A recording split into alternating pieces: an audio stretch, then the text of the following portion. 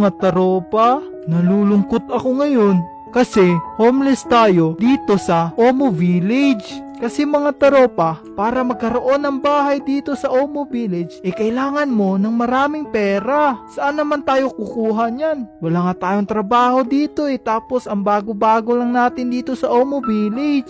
Paano kaya to? Manglilimo siguro tayo dito mga taropa, no? Tara, may mga tao ba dito? Parang walang tao dito sa Omo Crop mga taropa. Ano ba yan? Nakakalungkot naman. Dito muna tayo sa tabing ilog mga taropa. Nakakaiyak naman mga taropa. Ano ba yan? Ayun, ang dami ko na namang pera. Ang dami kong nabenta. Ay, salamat. At meron pa dito. Meron pang bukan quill. Uy, bread. Hala. Isone, ikaw ba yan, Isone?